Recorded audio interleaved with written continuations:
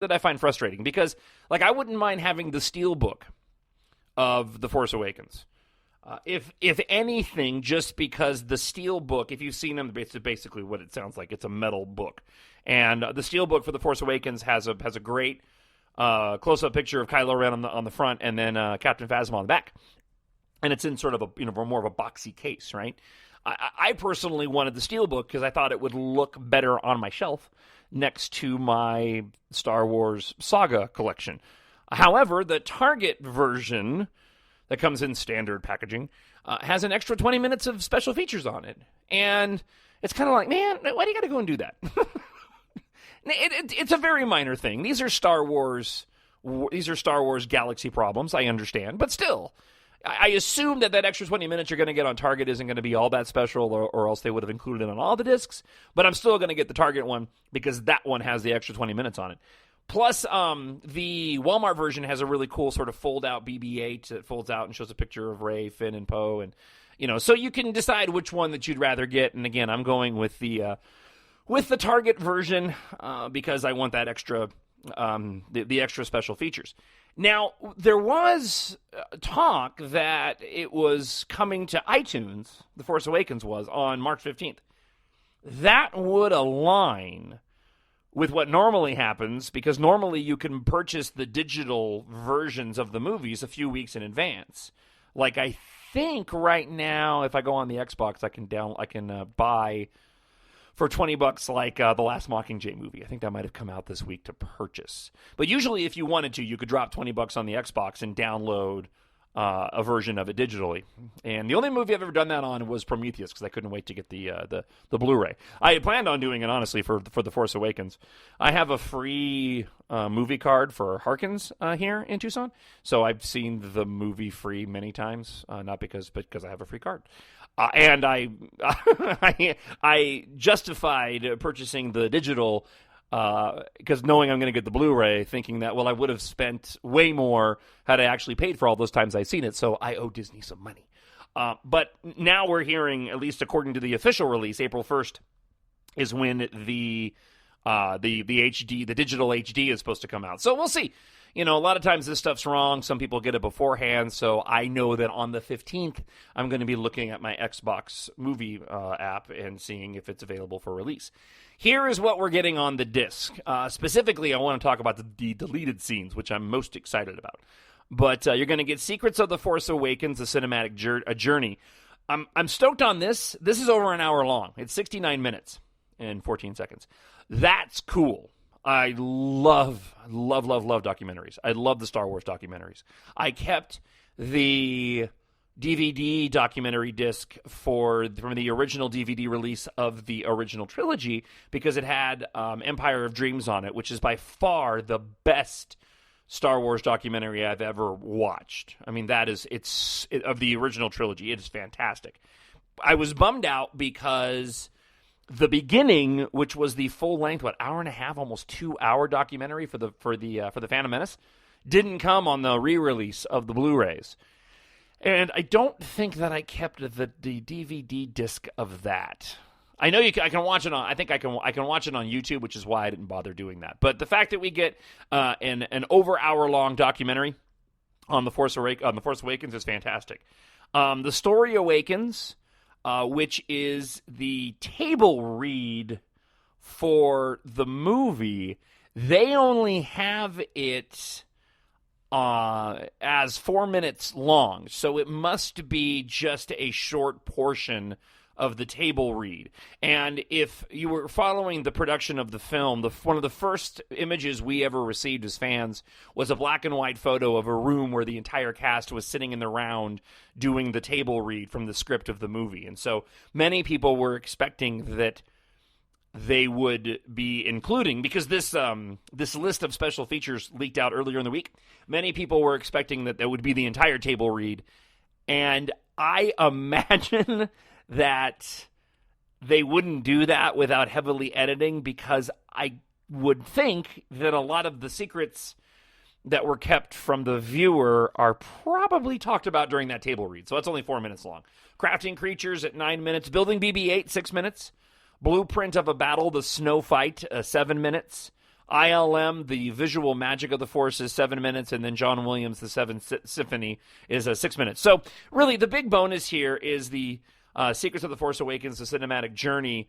And then on the Target Blu-ray, again, it says that you are supposed to get an additional 20 minutes, and that's pretty fascinating when you consider that the total runtime for the bonus features is about just under 2 hours, and so an extra 20 minutes could be quite a lot. Now, here are the deleted scenes we're getting, and this is what I'm excited about. Before I tell you what they are, I'm a little bit curious if they pulled some shenanigans. And what I'm talking about is they released a trailer for the home release of the movie, okay? Short, just like you would get a movie trailer, but it's a trailer for the digital and Blu-ray release of The Force Awakens. And in it, they talk about how, special Blu-ray and special features, making of, and then it shows deleted scenes. And it shows a scene that we know took place of Kylo searching the Falcon. Here's where I'm wondering if they pulled shenanigans. The scene is obviously finished. You can tell by the quality of the camera work. It's a finished shot. But they added a white box and a little runtime in the corner. And the reason I'm wondering about that is I'm wondering if these were completed shots that were in the film, because we know a lot of the toys that came out, and I'll talk about this in a moment, a lot of the toys that came out were from scenes that were cut from the movie. So these were completed shots that were in the film and then removed. I'm wondering if on the Blu-ray release they added those boxes and a runtime to keep from individuals going and piecing together a special edition with Blu-ray quality footage, which anybody could. I mean, I will be shocked if within a day somebody doesn't put together The Force Awakens special edition with all these completed shots just as a fan. It would really screw them up if they added those white boxes and the runtime on all those shots, because it would take away the seamlessness of doing that. Pure speculation on my part. Here is what we are getting, though. We're getting Finn and the Villager, 31-second shot. Now, when you consider the length of these shots, they're really short, but at the same time, you consider the length of certain scenes, and it's longer than you think, okay? The Finn and the Villager, we're hearing, I'm pulling all this from what I already know and also what I read on MakingStarWars.net. So it's a combination of information that I was already aware of from random other places and then information I got from MakingStarWars.net. Finn and the Villager, it's being speculated, is a scene in which Finn refuses to kill a family on Jakku at the very beginning, in addition to what we saw in the original movie. Jakku message, it's being speculated that it is a 47-second scene of Poe sending a message to the Resistance to come and get him. Obviously, in the movie, he disappears in the sinking fields, right? Or whatever they called him. I think that's what it was. Sinking fields of the North, I think that's what Ray says. And you don't see him until later on in the movie, and then he explains, how he got away. There was an action figure that was released of Poe with his helmet and a speeder, and there was some thought that that's how he got away. He had a concussion, he found his speeder, used it, and then went off and was able to send a message. The third deleted scene, 22 seconds, X-Wings preparing for light speed.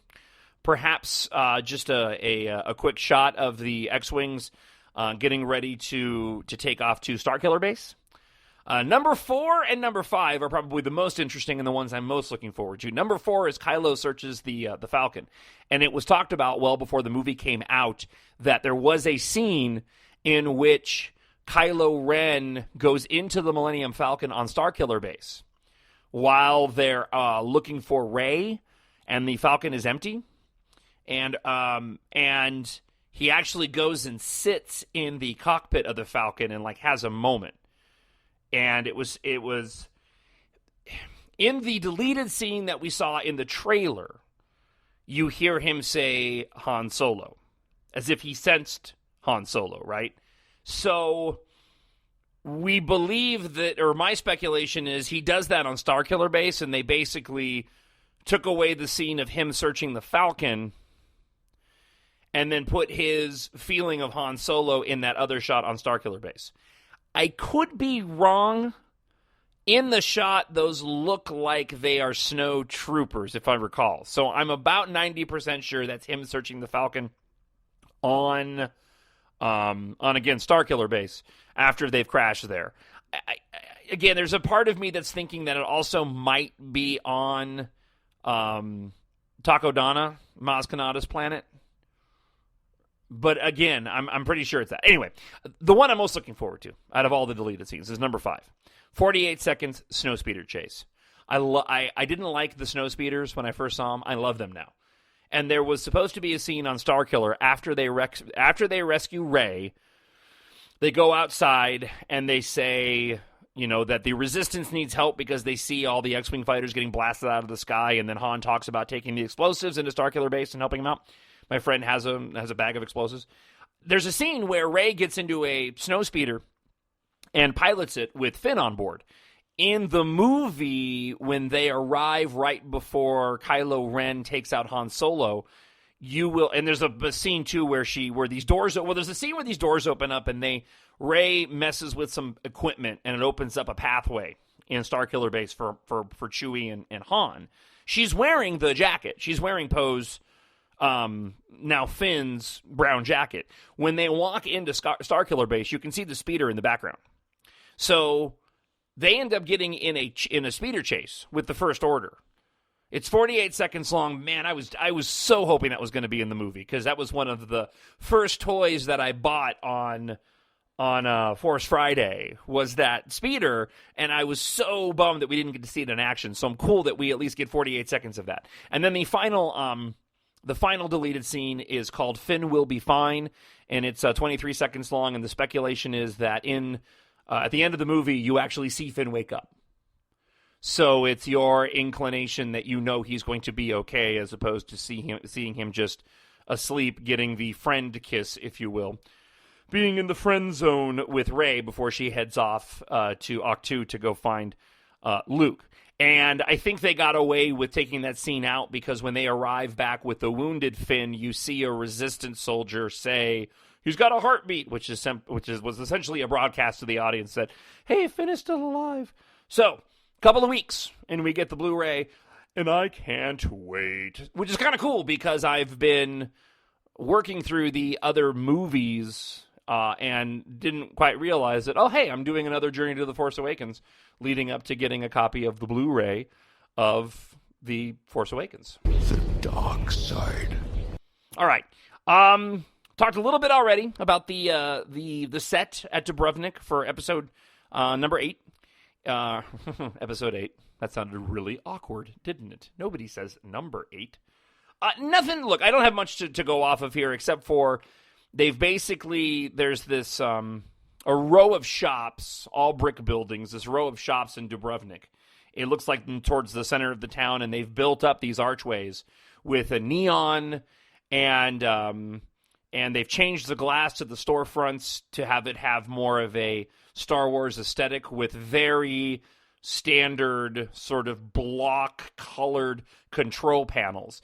It looks like, and again, this goes back to my initial comments, it looks like a bit like Naboo with a little bit of Attack of the Clones and Coruscant thrown in. We hear that the scene is supposed to take place at night, and it might be some kind of chase. We've seen a land speeder, again, on set there.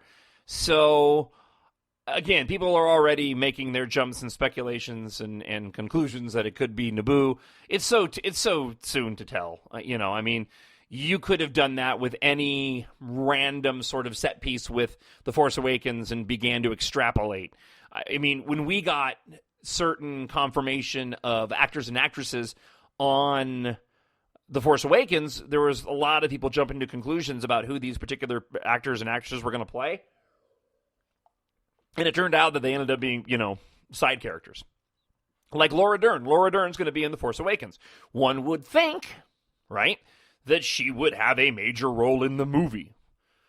Or she could be like Max von Sydow and Laura Santeca and get taken out in the first few minutes. And so, to extrapolate too much on that it seems like a bit of I mean, it's fun. Bit of a waste of time. Let's move over to Rogue One.